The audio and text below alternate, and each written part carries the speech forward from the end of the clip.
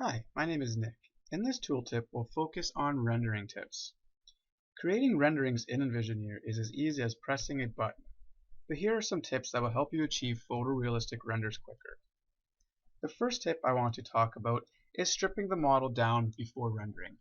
As you can see in the file that I have in front of us, I have this completely furnished from the interior to the exterior with all interior furnishings and interior accessories.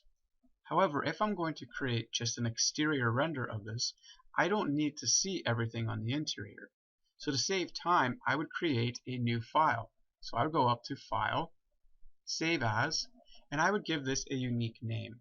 And I'm going to call this the Declan Exterior Stripped.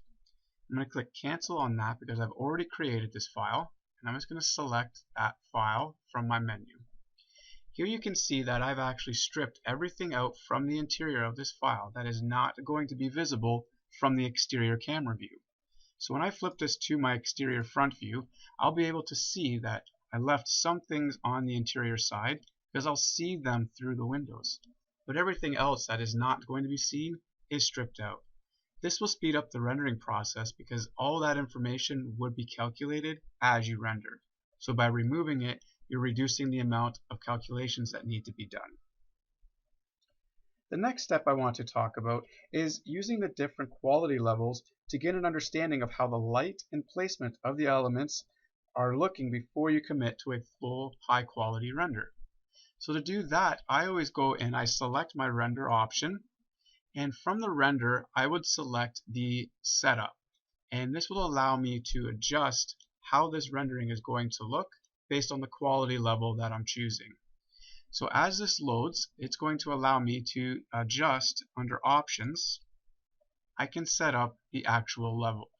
So whenever I'm creating a render for the first time, I will always reduce this level down to level 1 or level 2. These will be the fastest rendering times, but the quality won't be the greatest. This will just allow you to get a quick render and get an idea of how your lights and your placement of your elements look before you commit to that high-end render. Once you're happy with your render, this is where you can go back in and select the highest level and let that render to create your photorealistic rendering. To speed it up even further, you can adjust the anti-aliasing. Anti-aliasing will actually smooth your lines out. So you can adjust this level down to level 1 or 2, and that will help speed up your renderings as well.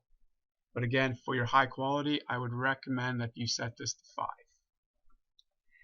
The last tip I want to talk about is the bump mapping. Using the bump mapping on elements that have grooves or imperfections like hardwood floors and brick will help that material pop. As an example, on my model here, I have a stone wall in the front of my house. And when I double click on that, I'll be able to see under the materials properties for this a bump map texture setting applied to it.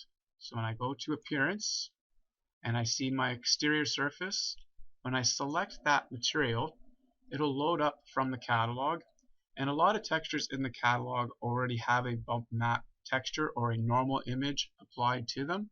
So if I double click on this last chance material, which is what I'm using, it'll load up, and as it loads, you'll see here I have bump and I have a texture applied to that.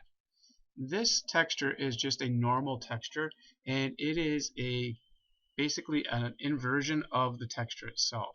So when you look at the actual texture, you can see that it has some dents where the grout lines are and where the imperfections of the stone are. When you look at the normal image, it is kind of a static image, a grainy image, but it's actually showing you the highlights where those grout lines are and where those imperfections are. So when they're applied and overlaid on top of each other, it will create that bump look, and it will create that realism in your actual renderings. We hope this tooltip helps you moving forward. Thank you.